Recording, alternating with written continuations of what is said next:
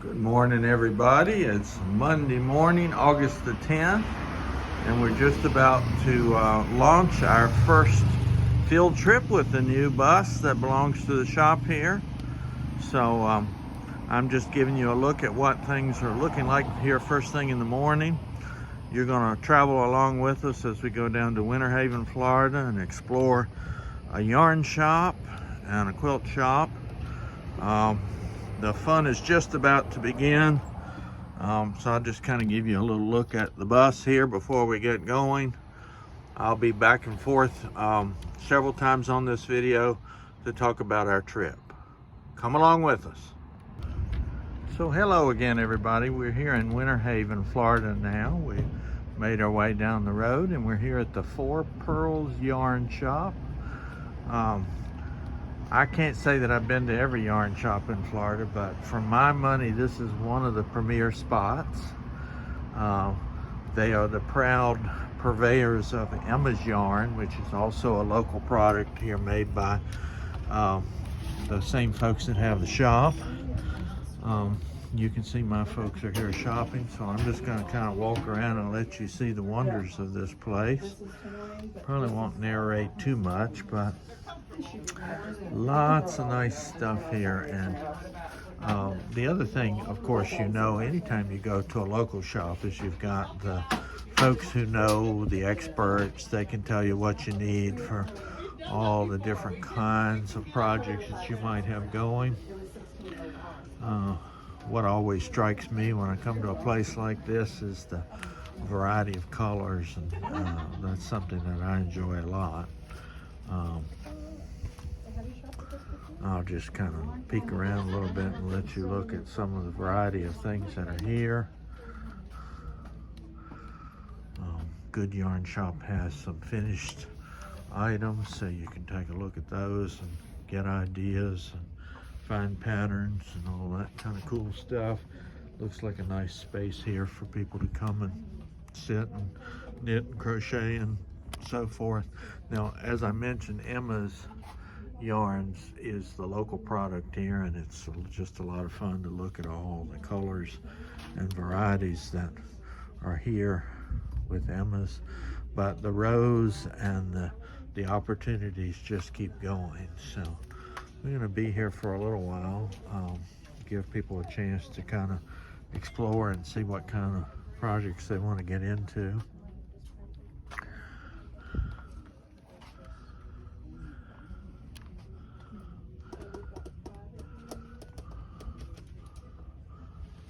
That's a pretty piece.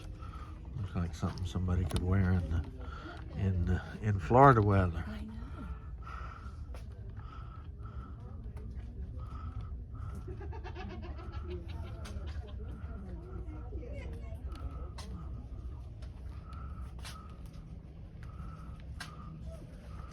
This is some fun, fuzzy stuff here. Most love.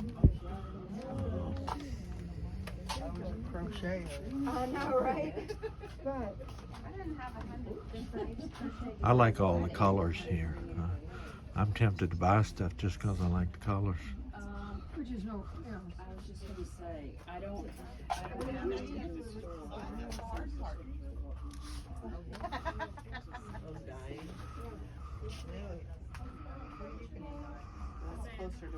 Okay, guys, so that's Four Pearls Yarn Shop.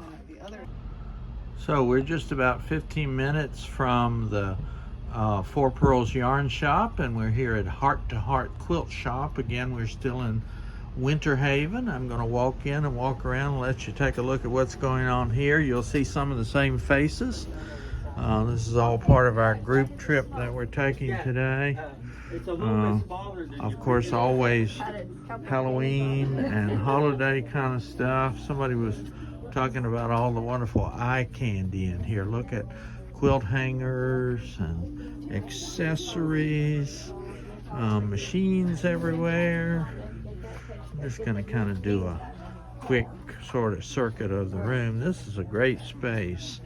Got a lot squeezed into a little bit of an area. Lots of fat quarters and special deals. Just look at all that luscious quilt fabric there. And you got some some antique stuff up along the top. That's cool.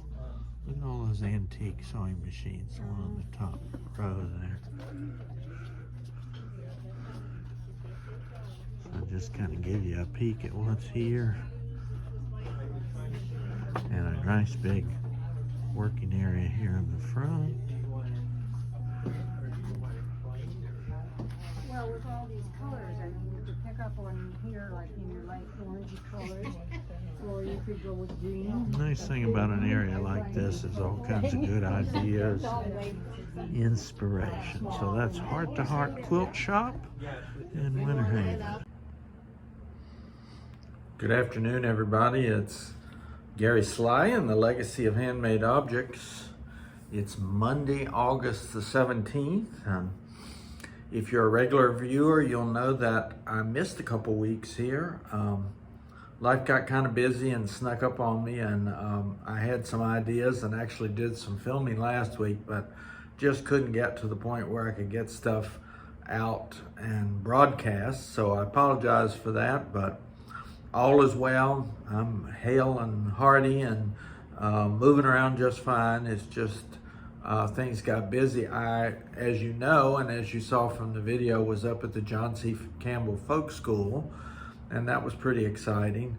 Almost as soon as I got back, just a few days, I had 90 people across the street in the church for a retreat, so I had that going on.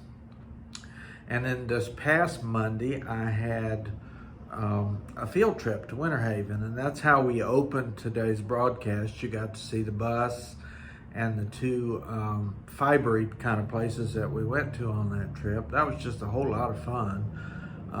I've got a bunch of other trips planned moving forward. We're heading up to Ocala to Common Threads Cross Stitch and the Appleton Museum in September. In October, we're going out to a local farm that has sunflowers. I'm going to do a hay ride that's in the Dunellen area. And then in November, we're going to Yankeetown. They have a wonderful craft and seafood festival there. And we'll have lunch along the Withlacoochee River. We're actually going to have lunch 2 times, both in Dunellen and in Yankeetown. So I'm really having a lot of fun with those trips and enjoying finding destinations. I'm a real foodie, so that makes it easy because I've got favorite restaurants everywhere we go. And I've always loved field trips. Way before I was married and had kids even, I like exploring and going and finding places. And so I've done a lot of that here in Florida. I've lived here in Florida since 1999. So I've visited a lot of the old attractions and just all kinds of wonderful things. And now here's a chance for me to expose other people to that. So just having a great time with that. Have another retreat coming up on November the 7th. So can relax a little bit and get ready for that. Of course, there are all kinds of changes here in the shop with Chrissy and finally a farm girl next door. She brings a bit of style to the place. You can see some decorations for the upcoming fall season behind me, and she's starting to transform this place into a bit of a spooky Halloween house. So that's going to be a lot of fun too. You know, I have a lot of visitors who are in the Orlando area and find that I'm just about an hour up the road. So I do encourage you, if you're in Central Florida, to come around, and I'll tell you where all the other shops are, and just help you mat out a real fiber tour if you're interested. We love to have visitors, and you know, I think this is a pretty unique place. It's part cross-stitch shop, part needlepoint shop, part museum, and it's got a lot of stuff stashed around in here, as you probably know if you've been here. So come on down and visit sometime if you get the chance. Because I've been busy, it's been a little while since I talked a little bit about what I'm working on myself. So I thought I'd pull out some projects and just kind of show you where I am with everything.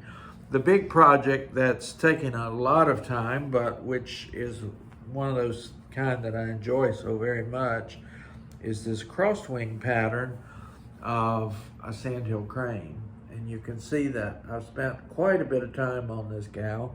Her feathers, as I said in a post earlier in the week, just seem to go on forever. But I got to finish her, and then down below there's a couple chicks and some wonderful local flowers and things like that. That's a crossed wing pattern from way back in the day. That's on 28 count over 2 in that beautiful green fabric that you see there. A project that you probably saw sometime back, which I'm just about ready to turn the corner and get back into, is Magnificent Lace Works by ABC.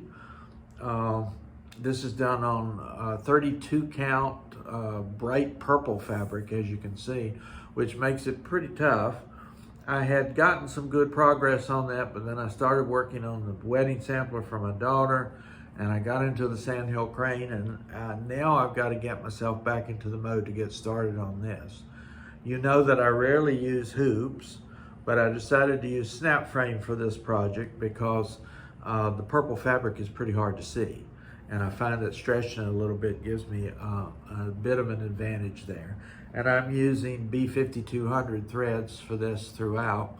So I'm looking forward to getting back to that. I've got to finish all of the inner pattern that you see here, and then there's another row, or maybe even 2, I'm not sure, on the outside of that. So that's coming up, and hopefully next time you'll see that I've made some progress on that. Let's see what else. I don't know if I mentioned this before, but I found this free pattern on Caterpillar Cross Stitch. They have a wonderful online presence, and it's just a very cool site. So if you get a chance, go check out Caterpillar Cross Stitch. But they had this free pattern of the Bridgerton house. And I'm starting to work on it a little bit. This is a good traveling project because it's small enough that I can stuff it into a bag. And I honestly haven't gotten too far. I took it with me to New York and spent a little time there. So you can see a little bit of the wisteria and the front door and the steps of the house, but that's about it. So that's a fun traveling project, and I'm sure I'll be dragging that along with me over the next few weeks. The final piece that I have started on and that I'm working on downstairs when I'm in the shop is a vintage Christmas tree skirt with 15 wonderful Santa Clauses on it. I'm a huge fan of Christmas, and I'm just about finished with the 3rd Santa there. You can't quite see his face yet. It's hard for me to see what I'm doing here, but you can see I've got 2 done. And the 3rd Santa there in the green suit has a couple candy canes in his hand, and I'm about to sketch in his face and hat there. So that's a fun project. That's just on plain old 14 count Aida. It's a full yard of it because of course I'm gonna make a big old Christmas tree skirt. The kit, it's a wonderful thing. It came with cording to go with it, and of course I'll buy a piece of fabric to go on the back for that. So those are things that are in progress. I've got some plans to start a new one here. We're gonna have a baby in the shop. Not me, of course, but Chrissy, who has the shop next door, her daughter Olivia is expecting towards the end of September.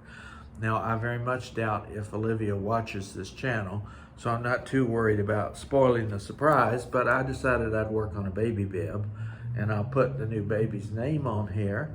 You might remember these old bibs from back in the day. Charles Craft used to do a whole lot of stitchable things. And I still have a pretty good supply of bibs and towels and afghans and all kinds of things that can be stitched on. And I found I've got quite a few books too back in the vintage section, and I think I'm going to do those little baby ducks there in the pattern. So that won't take very long. I'll put the young boy's name on there and get that stitched up and have that as a gift for the mom and dad when the baby comes along. So it's kind of fun to have a variety of things going on. I am going to do some intro bobbin lace classes here. When we started out the class up in North Carolina, we used clothespins because they're easier to maneuver than the bobbins, which you have to keep kind of moving around. So I'm going to do some intro classes and just show people the principles of bobbin lace. And then if people want to go on from there, of course, there's all kinds of resources online, or I may continue to kind of build my skills there. It's hard to want to do so many things. I'm sure you all know how that feels. It's hard to want to do all those things and perhaps not have time to do them. My friend Marcia, who's been coming to the shop here for the last few months, been showing me a new project, so I'm going to show you that as well. Hey, come on in, I'll be with you in just a minute. Okay. So that's it for today, guys. I'm going to sign off, and hope that you have a good week and that you're enjoying your summer. Again, this is Gary Sly and the Legacy of Handmade Objects.